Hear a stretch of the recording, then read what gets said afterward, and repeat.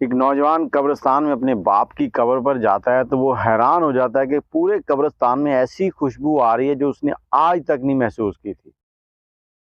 अस्सलाम वालेकुम, मैं हूं आपके साथ अदनान और आप देख रहे हैं हमारा YouTube channel story with Adnan. आज जो स्टोरी मैं आपके साथ शेयर करने वाला हूं ये आप सबको सुननी चाहिए, ख़ास तौर पे औरतों को सुननी चाहिए, क्योंकि ये बहुत ही सबक आमोज़ है। एक ऐसी औरत की कहानी है जिसके अंदर सब्र इतना ज़्यादा था कि उसने अपने सब्र की बिना पे ऐसा इनाम पाया कि जो दुनिया में भी लोगों ने देखा। अब कहानी क्या हुई, एक घर का एक नौजवान लड़का था, उसकी शादी हुई। शादी की पहली रात जब वो अपनी दुल्हन के पास जाता है तो दुल्हन का घूंघट उठा के तो उससे कोई भी बात करने की बजाय अपने सर के ऊपर जो उसने कुल्ला रखा होता है, मतलब पग जो होती है, वो उतारी है और उतार कर उसके कदमों में रख दी। और जैसे ही उसके कदमों में रखी तो दुल्हन ने फौरन कदम अपने समेटे और पीछे हटी। उसने कहा, जी ये आप क्या कर रहे हैं? उसने कहा कि मैं आपसे कुछ बात करना चाहता हूँ, अगर आप मेरी इज्जत रखें तो मैं आपके साथ ये सारी जिंदगी बिताना चाहूंगा। लड़की बड़ी अच्छी थी, अच्छे घराने की थी, अच्छी तरबियत हुई थी उसकी। और उसने फौरन कहा, जी जी हुक्म करें, आप बोलें। उस शख्स ने कहा कि देखो, मैं सीधी बात करूंगा तुमसे कि मेरे अंदर वो सलाहियत नहीं है कि मैं बच्चे पैदा कर सकूं। मैं नामर्द हूं। और तुम्हारे साथ ये शादी जो की है मैंने, अब तुम्हारे पास ये सवाल होगा कि तुमने शादी क्यों की? शादी इसलिए कर ली कि इलाके में हमारा बड़ा नाम है, हमारी बड़े इज्जत है, मेरे वालिदैन जो है उनका बड़ा नाम चलता है। तो लोग जो है ना, अगर ये बात बाहर निकलती तो इस चीज़ को बड़ा बुरा समझते हैं और मेरे वालिदैन की जो है ना वो नाक कटती। इसलिए पहले तो मैंने शादी के लिए काफ़ी अरसा टाल-मटोल किए रखा, लेकिन जब वो लोग नहीं माने तो मैंने हाँ कर दी। मैंने उनको भी आज तक नहीं बताया। अब ये सारा राज मेरा तुम्हारे साथ है। अगर तुम इसको निभाओ तो मैं सारी ज़िंदगी तुम्हारा मशकूर रहूँगा और तुम्हारी हर काम में तुम्हारे सामने खड़ा होऊँगा। मतलब तुम्हारे साथ, तुम्हारे शाना-बशाना खड़ा हूँ। औरत ने कहा, ठीक है जी, आप फ़िक्र ना करें, ऐसे ही होगा।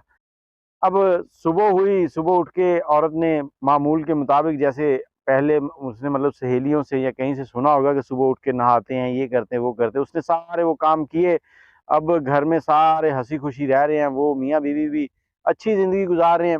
जब 6 महीने गुज़र गए तो जो औरतों को आदतें होती हैं वो वही कि खुशखबरी कब आएगी, कब खुशखबरी सुनाओगी, इस तरह के मामलात। उसने कहा, जी जब अल्लाह को मंज़ूर होगा तब सुनाऊँगी इंशाअल्लाह। तो ज़रूर ऐसा वक़्त भी आएगा। अब इसी तरह करते-करते 2 साल गुज़र गए। 2 साल गुज़रे तो लड़के की माँ ने एक दिन बड़े गुस्से में कहा कि तुम लोग अपना इलाज क्यों नहीं करवाते? हमें घर में पोता चाहिए, पोती चाहिए। तो वो मियाँ-बीवी दोनों गए डॉक्टर के पास, दोनों ने अपने-अपने टेस्ट करवाए। लड़की तो ठीक थी, लेकिन फिर भी उन्होंने टेस्ट करवाए और लड़के ने भी टेस्ट करवाए। अब टेस्ट होने के बाद जो डॉक्टर था उसने जो उनको बताया, उसने कहा कि आप इनको कोई भी दवाई दे दें दुनिया जहान की, कोई भी इंजेक्शन दे दें, कुछ भी कर लें, इनके अंदर वो सलाहियत ही नहीं है कि ये एक्टिव हो सकें।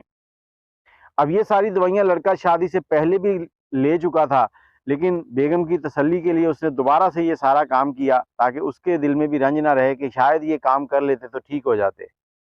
अब घर वापस आए तो माँ ने पूछा, हाँ बेटा? बेटा तो खामोश था, उससे बोलने से पहले ही लड़की बोली कि माँ जी, डॉक्टर ने कहा कि मैं माँ नहीं बन सकती। आपका बेटा तो ठीक है, लेकिन मैं कभी माँ नहीं बन सकती। अब इतनी बात करनी थी पूरे खानदान के अंदर, उस लड़की को बुरा समझा जाने लगा कि ये बांझ है, ये दूसरों के ऊपर भी अपना साया डाल देगी। तो वो औरत घर में कभी भी किसी के बच्चे को भी पकड़ लेती तो सारे उसको डाँटते, उसको बुरा-भला कहते। लेकिन उसका शौहर उसके साथ बड़ा खुश था और उसका बड़ा मशकूर था कि उसने उसकी इज़्ज़त रखी हुई थी। अब जो बंदा कब्रिस्तान में आया था, उसने जो खुशबू सूँघी थी, वो कब्रिस्तान में तलाश करते-करते उस कब्र के पास पहुँचा जहाँ से वो खुशबू आ रही थी। उसने वो मिट्टी उठाई, सारा दिन वो मिट्टी लेके घूमता रहा और वो देखता रहा कि उसमें खुशबू आ रही है। तो फिर कुछ दिन गुज़रे, उसने ये तजस्सुस जो है ना, इसको दिमाग में बिठा रखा था कि मैंने पता करना है ये कौन है। तो उसने गोरगन से पूछा, वो जब भी कब्रिस्तान जाता उस कब्र में से खुशबू ज़रूर आती थी। गोरगन से पूछा तो गोरगन ने बताया कि ये फलाँ शख्स की बीवी है, वो फलाँ टाइम आता है रोज़ाना, तो तुम उससे मिल सकते हो कब्रिस्तान में ही। तो कब्रिस्तान के अंदर उसने बैठकर इंतज़ार किया, जब वो शख्स आया तो उससे उसने मुलाकात की। मुलाकात करने के बाद उससे सारा माजरा पूछा, तो उसने ये सारा माजरा सुनाया। उसने कहा कि मेरी बेगम जो थी ना, वो बड़ी ही मेरी ये कह लें कि पाक साफ थी, मेरे कहने में थी, मेरी उसने इज़्ज़त रखी, मेरा जो ऐब था उसने छुपा के रखा। तो अब जब से वो फ़ौत हुई है, वो अल्लाह को प्यारी हुई है, मैं जब उसको दफ़ना के गया हूँ तो काफ़ी दिनों तक मेरे जिस्म से खुशबू आती रही है। उसके बाद अब मैं जब यहाँ से वापस जाता हूँ तो मेरे दोस्त मुझसे पूछते हैं, कौन-सी खुशबू लगाई हुई है तुमने? तो ये अल्लाह की तरफ से उसके लिए शायद इनाम है, जो उसने मेरे साथ एक नेकी की, एक अच्छा काम किया, तो ये उसको सिला मिला है। और आजकल हमारे जो माशरा है इसके अंदर औरतें 5-5, 6-6, 10-10 बच्चे भी पैदा हो जाते हैं, फिर भी गिला होता है कि हमें सच्चा प्यार नहीं मिला।